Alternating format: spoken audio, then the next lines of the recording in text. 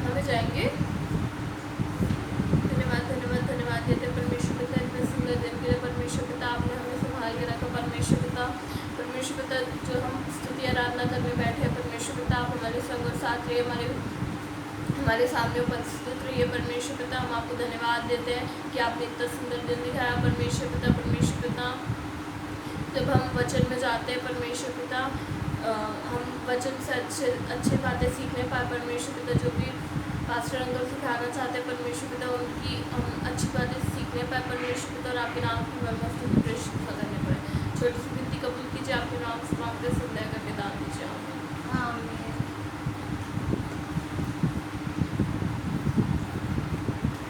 Praise the Lord. धन्यवाद देता हूँ मैं अपने बच्चों को सुंदर वर्शिप के लिए। खुदावंद उन्हें बहुतायत की आशीष दे। प्रियो, जैसा कि हम बीते समय से स्वर्ग के राज के बारे में सीख रहे हैं, और आज भी उसी कड़ी में हम अपने संदेश को आगे बढ़ाएंगे। मैं उन सबों का इस रविवारी आराधना में स्वागत करता हूं, और जो भी हमारे साथ मोबाइल से जुड़े हुए हैं मैं उन्हें भी प्रेज़ द लॉर्ड कहता हूं। मेरे प्यारों,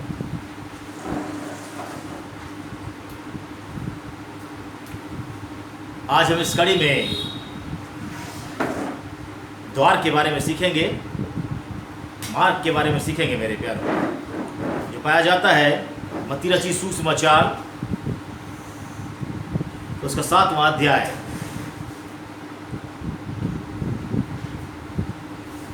और उसका 13 और 14 वचन मैं आपके सामने पढ़ दूंगा। मत्ती रचित सुसमाचार उसका 7वां अध्याय और उसका 13 और 14।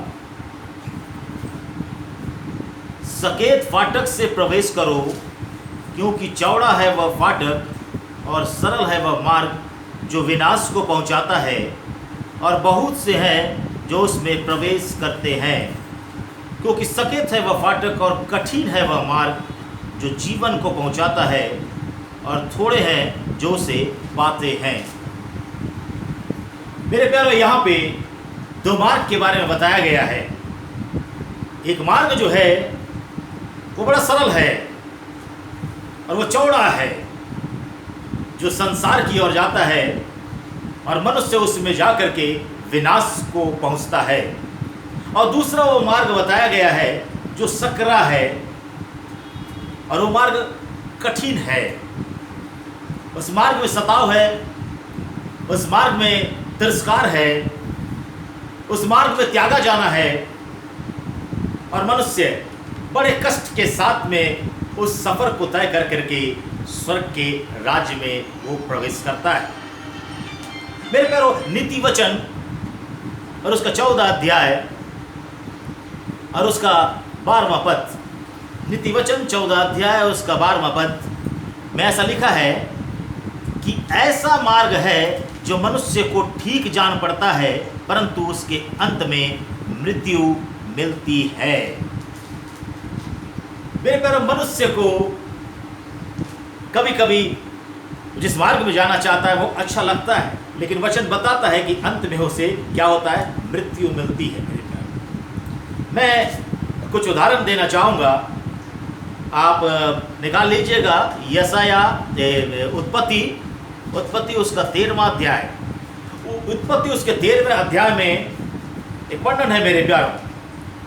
वहाँ पे परमेश्वर जो है, यहोवा जो है, वो अब्राहम से कहता है कि तू अपना देश, अपने कुटुंबियों और अपने पिता के घर को छोड़ करके निकल जा, और मैं तुझे एक वो जो देश दिखाना चाहता हूँ दिखाऊंगा, वहाँ चला जा। और मेरे प्यारों, इस कहानी को सब जानते हैं। अब्राहम जो है वो अपनी पत्नी और अपने भतीजे लूत को लेकर के वो अपना परिवार, अपने कुटुंबी, अपना देश, अपने पिता के घर को छोड़ करके निकल पड़ता है। और मेरे प्यारों, ये जाते हैं जहाँ परमेश्वर ले जाना चाहता है, और परमेश्वर जो है अब्राहम को बड़ी आशीष देता है। और मेरे प्यारों, अब्राहम के साथ लूत जो उसका भतीजा रहता है उसे भी बड़ी आशीष मिलती है। परमेश्वर के लोगों के साथ में यदि हम चलते हैं तो बड़ी आशीषें जो है वहाँ मिलती है मेरे प्यारों। और हम देखते हैं कि अब्राहम के पास में बहुत ढेर सारी भेड़ बकरियां हो गई थी, और मेरे प्यारों उसके पास संसाधन धन धान से परिपूर्ण हो गया था। और ठीक वैसे ही मेरे प्यारों लूत के पास भी बहुत सारे भेड़ बकरियां और मेरे प्यारों भौतिक सुख सुविधाएं जो है बहुत ज़्यादा हो गई थी। और हम बढ़ते हैं, इस कहानी में आगे बढ़ते हैं तो मेरे प्यारे, इसके चरवाहे, लूत के चरवाहे और अब्राहम के चरवाहों में विवाद होता है, क्योंकि मेरे प्यारों ये बहुत भीड़ हो जाता है, बहुत बड़ी संख्या में ये लोग बढ़ जाते हैं। तो अब्राहम के दिमाग में ये बात आती है और वो लूत से कहता है कि भाई हम इतने ज़्यादा बढ़ गए हैं कि हम एक साथ में अब नहीं रह सकते, बेहतर ये होगा कि हम दोनों अपने अपने रास्ते को अलग करें। और अब्राहम लूत से कहता है कि तुम जिस और जाना चाहो तुम जा सकते हो। और मेरे प्यारो लूत जो है वो देखता है, वो उस तराई को देखता है, पढ़िएगा उसको, 13 का 10। तब लूत ने आंख उठाकर यरदन नदी के पास वाली सारी तराइयों को देखा कि वह सब सींची हुई है।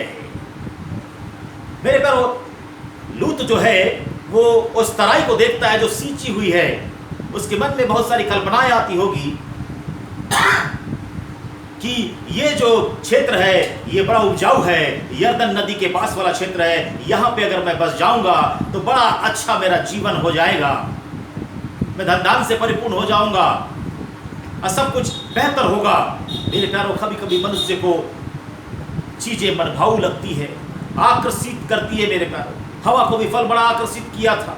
हवा ने जब उस फल को देखा था तो बड़ा मनभाऊ लगा था, बड़ा आकर्षण था। मेरे प्यारों, संसार भी बड़ा आकर्षण से भरा हुआ है। मुझे और आपको भी बहुत सी चीजें संसार की लुभा सकती है, संसार की चीजें आकर्षित कर सकती है।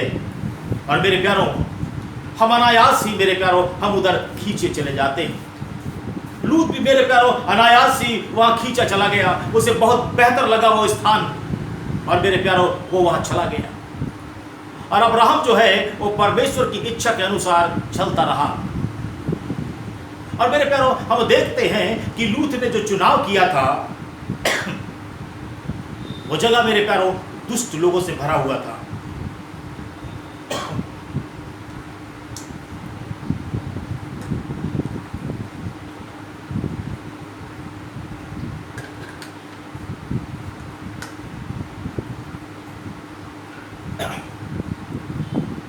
मेरे प्यारों, वो दुष्टों से भरा हुआ था। दुष्ट प्रवृत्ति के लोग वहां पे रहते थे और दुष्टता उस देश में भरा हुआ था। मेरे प्यारों, और हम जानते हैं इसके बारे में कि लूत जो है, अंत में लूत का क्या हुआ, उसके परिवार नाश हो गए। मेरे प्यारों, उसे उस देश को छोड़ना पड़ा, अपना सब कुछ छोड़ करके उसे वहां से निकलना पड़ा, और वो देश जो चुना हुआ था मेरे प्यारों वो नाश कर दिया गया। ठीक वैसे ही मेरे प्यारों, हम इंसान भी कभी कभी ऐसे रास्ते को चुन लेते हैं मेरे प्यारों, क्योंकि हम जो है हमें वो मनभाऊ लगता है, हमें वो आकर्षित करता है, और हम सोचते हैं कि ये रास्ता जरूर ठीक होगा। मेरे प्यारों, मनुष्य हमेशा कभी ना कभी एक चौराहे पे खड़ा होता है और उसे रास्ते को चुनना पड़ता है। और यहाँ पे परमेश्वर जो है दो रास्ते के बारे में बात करते हैं। मेरे प्यारों, एक रास्ता वो बताते हैं कि बड़ा सरल है और बड़ा चौड़ा है, और बहुत हैं जो उसमें प्रवेश करते हैं, लेकिन वो रास्ता जो है विनाश को पहुंचाता है। और एक रास्ता है जो बड़ा कठिन है, जिसमें बड़ी परेशानी है, बड़ी परेशानी उठा करके उस रास्ते को तय करना पड़ता है मेरे प्यारों, लेकिन वो स्वर्ग को पहुंचाता है। यदि धन्य वचन को देखें हम, पहाड़ी उपदेश को मेरे प्यारों, तो बहुत अच्छी अच्छी बातें वहां पे लिखी हुई है, बड़ी आशीषों की बातें वहां पे लिखी हुई है। मत्ती रचित सुसमाचार उसका 5वां अध्याय में यदि पहाड़ी उपदेश का वर्णन है मेरे प्यारों, अब वहां पे बड़ी अच्छी अच्छी बात लिखा हुआ है। लेकिन 10वां और 11वें पद में वहां पे प्रभु यीशु मसीह ये भी लिखते हैं कि मेरे नाम के कारण जो है तुम्हें लोग सताएंगे, तुम्हारा तिरस्कार करेंगे, तुम्हें बाइकाट करेंगे, और तुम्हारे विरोध में बुरी बुरी बातें कहेंगे। बड़ा कष्ट है मेरे प्यारों, और इन सब कष्टों से निपटते हुए इंसान को चलना पड़ेगा।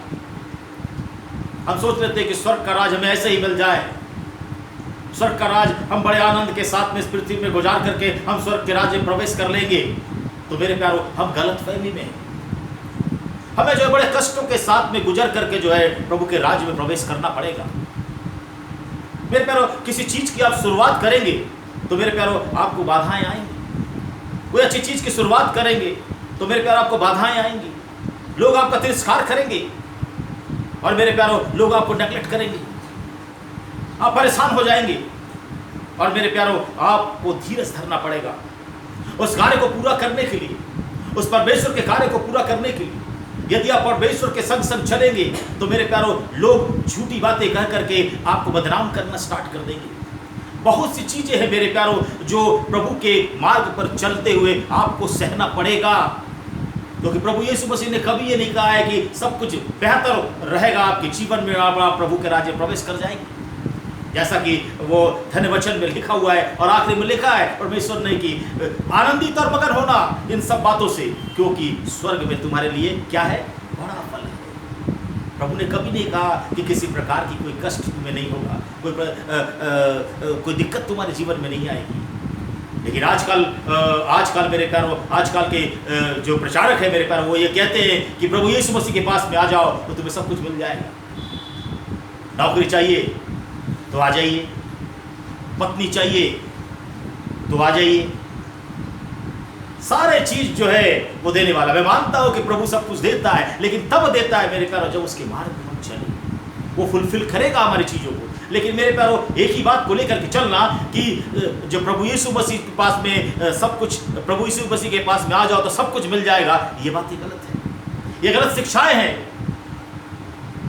जो लोगों को दी जाती है मेरे प्यारों, और लोग इसी मनसा के साथ में इसी चीज को लेकर के प्रभु के पास में आते हैं कि हमें कुछ प्राप्त हो जाए, मुझे बेहतर नौकरी मिल जाए, मुझे बेहतर पत्नी मिल जाए या पति मिल जाए, मेरा बिजनेस बेहतर हो जाए। चमत्कारी बाबा के रूप में प्रभु यीशु मसीह को लोग देखने लगे, लेकिन प्रभु यीशु मसीह ने कभी नहीं कहा। प्रभु यीशु मसीह ने कहा है कि मेरा जो मार्ग है वो कठिन है, मेरा जो मार्ग है वो तिरस्कार से भरा हुआ है, मेरे जो मार्ग में चलेगा उसे सताव सहना पड़ेगा, मेरे जो मार्ग में चलेगा मेरे प्यारों उसे त्याग जो है उसे सहना पड़ेगा। मत्ती रचित सुसमाचार उसका 10वां अध्याय उसके 36वें वचन में लिखा हुआ है मेरे प्यारों, मनुष्य के बैरी उसके घर ही के लोग होंगे। अर्थात आपके आसपास के लोग जो है, आपके घर के लोग जो हैं वो आपके बैरी होंगे। यदि आप उस कार्य को, प्रभु के कार्य को यदि आप करने के लिए कदम आगे बढ़ाएंगे तो आपके घर के लोग ही आपके क्या हो जाएंगे, बैरी हो जाएंगे। आपके घर के लोग ही आपसे सहमत नहीं होंगे, वो आपसे असहमत होंगे। और ऐसी समय में मेरे प्यारों, ऐसे समय में आपको प्रभु के पास, प्रभु के साथ चलना बड़ा कठिन हो जाता है। ये कठिनाइयों की बात की गई है मेरे प्यारों। दूसरे मेरे प्यारों जब अपने आप का साथ छोड़ देते हैं मेरे प्यारों तो बड़ा दुख होता है। प्रभु यीशु मसीह को लोग, उसके घर के लोग क्या कहते थे, पागल कहते थे उसे। अरे इसका चित्त फिर गया है, ये तो पागल हो गया है। जब प्रभु यीशु मसीह को उसके परिवार के लोगों ने नहीं छोड़ा तो मैं और आप किस खेत की मूली है मेरे प्यारे। चेत करें कि हमें कौन से रास्ते पे चलना है।